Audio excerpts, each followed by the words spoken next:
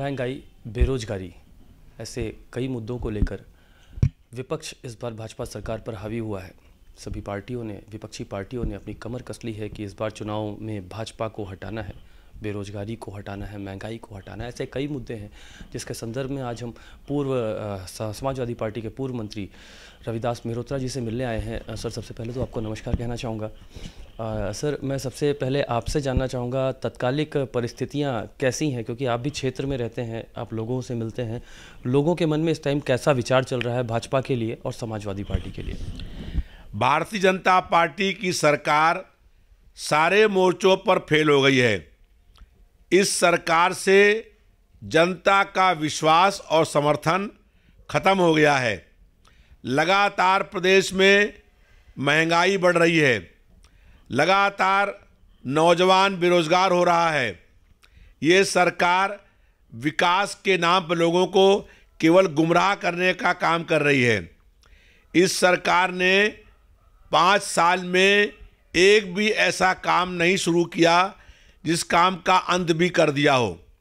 हम लोगों ने जो 5 साल में अपनी सरकार में काम किए थे, उन कामों को ही ये सरकार द्वारा फीता काटती रही और केवल नाम बदलने का काम किया है। लखनऊ शहर में सारी सड़कें टूटी हुई हैं, नाले लबालब भरे हुए हैं, सड़कों में और गलियों में कहीं कोई विकास नहीं हुआ है, जल भराव की स्थिति है और जनता समस्याओं से बुरी तरीके से परेशान है। किसान आंदोलन कर रहा था, 1 साल किसान का आंदोलन चला, 750 लोग शहीद हो गए और उसके बाद देश के प्रधानमंत्री कहते हैं कि मुझे माफ़ कर दीजिए, मुझसे गलती हो गई। ये सरकार जो है केवल झूठ बोलने का काम करती है, जनता को गुमराह करने का काम करती है और जितना पैसा विज्ञापन में खर्च कर रही है, उतना पैसा अगर जनता के कार्य में खर्च किए गए होते तो बहुत सारे विकास के काम हो गए होते। लेकिन ये सरकार केवल जनता को गुमराह करके धर्म के नाम पर वोट मांगने का काम कर रही है। इस सरकार के पास एक भी ऐसा काम नहीं है जिस काम के नाम पर वो जनता से वोट मांगने का काम कर सके। इसीलिए पूरे प्रदेश में जन आक्रोश व्याप्त है। जनता परिवर्तन और बदलाव करने का मन बना चुकी है। 2022 में सत्ता में परिवर्तन होने जा रहा है। समाजवादी पार्टी की सरकार बनने जा रही है और अखिलेश यादव जी 2022 में प्रदेश के अगले मुख्यमंत्री होने जा रहे हैं। सर, जैसा कि मुझे पता लगा है, कई पार्टियां, कल एक सावित्रीबाई फूले जी ने भी बताया कि उनकी पार्टी से समाजवादी पार्टी का गठबंधन हुआ है।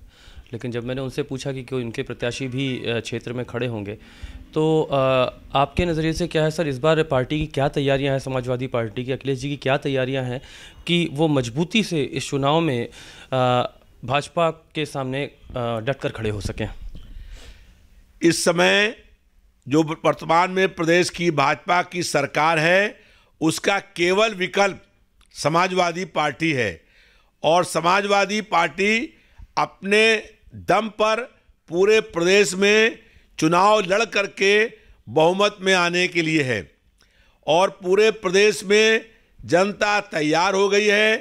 मन बन गया लोगों का और समाजवादी पार्टी की अकेले ही बहुमत के साथ सरकार बन रही है। फिर भी हम भारतीय जनता पार्टी के विरोधी मतों के बंटवारे को रोकने के लिए छोटी पार्टियों से तालमेल करना चाहते हैं। उनसे तालमेल कर सकते हैं, लेकिन बिना तालमेल करे ही सपा की प्रदेश में सरकार बनने जा रही है। लेकिन जो छोटे दल हमारे साथ मिलने को अगर आते हैं, हम लोग उनका स्वागत करेंगे और उनको अपने साथ जोड़ने का काम करेंगे ताकि भारतीय जनता पार्टी के विरोधी मतों का बंटवारा न होने पाए। जैसा कि आपने सर बताया कि छोटे दलों से गठबंधन समाजवादी पार्टी कर सकती है। भाजपा के कई प्रत्याशी और प्रवक्ताओं के ऐसे भी आरोप रहे हैं, ऐसी बातें रही हैं कि जो पार्टियां गठबंधन करती हैं वो अंतर तरह से कमज़ोर रहती हैं अंदर से। तो इस पे आपका क्या कहना है? भारतीय जनता पार्टी की केंद्र में 44 पार्टियों की मिलकर सरकार बनी हुई है। क्या वो कमज़ोर हैं? उन्होंने खुद स्वीकार कर लिया कि वो केंद्र में कमज़ोर हैं। अगर वो बात ये करते हैं, हम समाजवादी पार्टी अकेले ही पूरे उत्तर प्रदेश में बहुमत लाने की स्थिति में हैं, लेकिन हम छोटे छोटे पार्टी जो भारतीय जनता पार्टी के खिलाफ संघर्ष करती रही हैं और भारतीय जनता पार्टी के खिलाफ मन से हैं, उन पार्टियों को साथ जोड़ने का काम इसलिए कर रहे हैं कि भारतीय जनता पार्टी के विरोधी मतों का बंटवारा ना होने पाए। भारतीय जनता पार्टी की बहुत सी ऐसी पार्टियां प्रदेश में हैं जो उनके बी टीम के रूप में काम करती हैं। पूरा प्रदेश जानता है कि भारतीय जनता पार्टी की कौन कौन बी टीम की पार्टियां हैं जो उनका सपोर्ट करने का काम करती हैं। और खुद भारतीय जनता पार्टी 44 पार्टियां केंद्र के अंदर मिल करके सरकार बना के चलाने का काम कर रही हैं। तो भारतीय जनता पार्टी की कथनी और करनी में जमीन आसमान का अंतर है। ये जो कहते हैं वो नहीं करते। समाजवादी पार्टी जो भी कहती है, और अगर कभी भी किसी नेता ने कोई वादा किया है तो सत्ता बनने के बाद हम लोगों ने उस वादे को पूरा करने का काम किया है। भारतीय जनता पार्टी का संकल्प पत्र 17 का उठा लीजिए, एक भी वादा भारतीय जनता पार्टी ने अपनी सरकार बनने के बाद पूरा करने का काम नहीं किया है। इन्होंने चुनाव से पहले कहा था कि गरीब के खाते में 15-20 लाख रुपया आएगा। कहाँ गया वो वादा? इन्होंने कहा था कि 2 करोड़ लोगों को हम हर वर्ष रोजगार देंगे। रोजगार देना तो बहुत दूर की बात है, इन्होंने रोजगार में लगे हुए लोगों का रोजगार छीनने का काम किया है। इन्होंने कहा था कि 100 दिन में हम महंगाई कम करेंगे, और 100 दिन में ही महंगाई बढ़ना शुरू हुई, जो लगातार आज महंगाई बढ़ने का काम हो रहा है। जब प्रदेश के मुख्यमंत्री बने तो उन्होंने एक डेट तय करी कि 15 जून तक उत्तर प्रदेश सड़कें गड्ढा मुक्त हो जाएंगी। आज तक 5 साल होने वाले हैं, प्रदेश की सड़कें गड्ढा मुक्त नहीं हुई, बल्कि गड्ढों में सड़कें बन गई हैं। तो ये जो बात भी कहते हैं, कभी भी उस वादे को पूरा करने का काम नहीं करते हैं।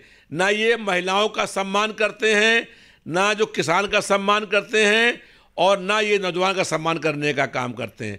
इनकी सरकार में लोगों का हक छिना है, अधिकार छिने हैं, और किसी को भी न सम्मान मिला है, न हक मिला है, न उसके अधिकार मिलने का काम हुआ है। इसीलिए पूरे प्रदेश में परिवर्तन की आंधी चल रही है और समाजवादी पार्टी की सरकार बन रही है।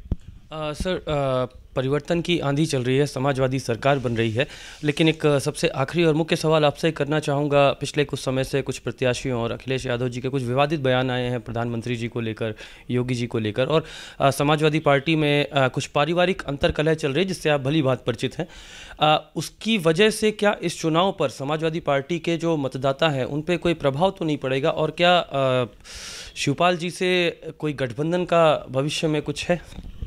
समाजवादी पार्टी के परिवार में कहीं कोई गुटबाजी नहीं है। सब लोग एक मत हो करके भाजपा की सरकार को हटाने के लिए लामबंद हो गए हैं, और पूरे प्रदेश में समाजवादी पार्टी की लहर चल रही है। दूसरी बात यह है कि जो केंद्र की सरकार है, ये लोग लगातार झूठ बोलने का काम करते हैं। अभी प्रधानमंत्री जी आज जो है कह रहे हैं कि मातृशक्ति को नमन कर रहे हैं। जिनकी 100 साल की माता प्रधानमंत्री के निवास में न रहती हो, जो अपनी ही माता का सम्मान नहीं करता हो, वो मातृशक्ति का सम्मान क्या करेगा? एक कवि ने एक बात लिखी है कि रामचंद्र कह गए सिया से, ऐसा कलयुग आएगा, अपनी पत्नी को छोड़ने वाला महिला अधिकार बताएगा। तो आज वो बात सच साबित हो रही है कि जो अपनी पत्नी को छोड़े हुए हैं वो आज बात करते हैं महिला अधिकार की। उनको महिला अधिकार की बात करने का कोई अधिकार नहीं है। उन्हें मातृशक्ति का को नमन करने का अधिकार नहीं है, जो अपनी ही माता को, जो 100 साल की हो गई हैं, अपने प्रधानमंत्री निवास में एक कमरा भी दे सकते नहीं हैं, उनको माता का सम्मान करना नहीं आता है। जो अपनी माँ का सम्मान नहीं कर सकता है, वो धरती माँ का सम्मान क्या करेगा, वो माँ सती का सम्मान क्या करेगा। इसलिए भारतीय जनता पार्टी जो कहती है उसका उल्टा करने का काम करती है। पूरा प्रदेश जान गया है, पूरा देश जान गया है। कहते थे हम देश नहीं बिकने देंगे, हम देश के चौकीदार हैं, और आज सारी सरकारी संपत्तियां बिक रही हैं।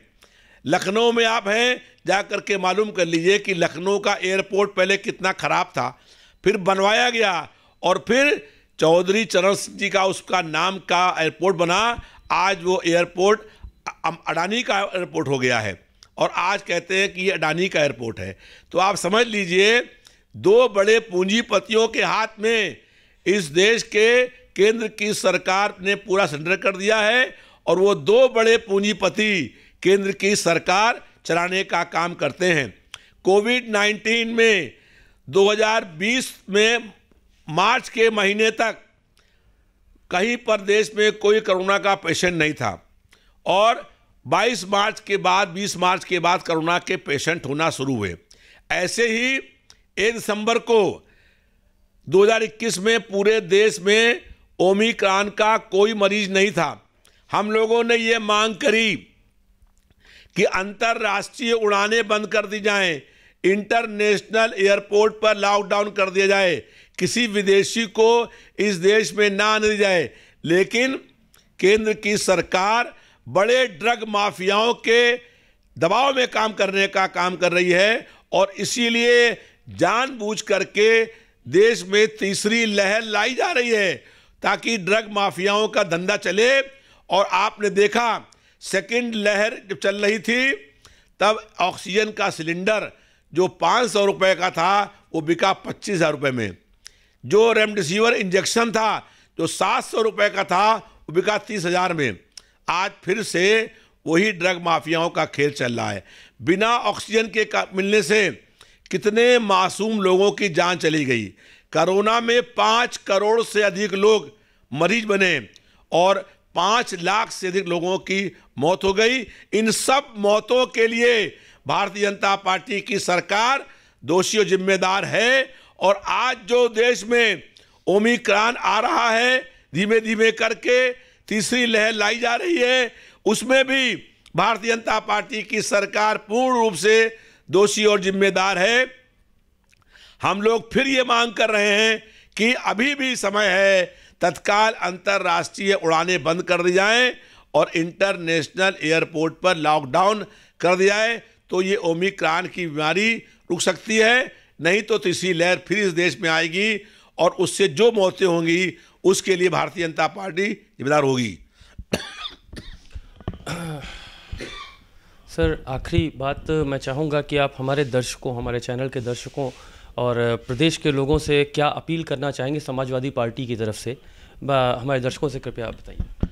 हम लोग ये चाहते हैं कि जनता के जो मुद्दे हैं, महंगाई, बेरोजगारी, भ्रष्टाचार, विकास, जो लगातार अपराध बढ़ रहे हैं, महिलाएं सुरक्षित नहीं हैं, व्यापारी सुरक्षित नहीं हैं, बहन और बेटियां अपने घर में और अपने स्कूल में सुरक्षित नहीं हैं, इसके आधार पर वोट देने का काम करें।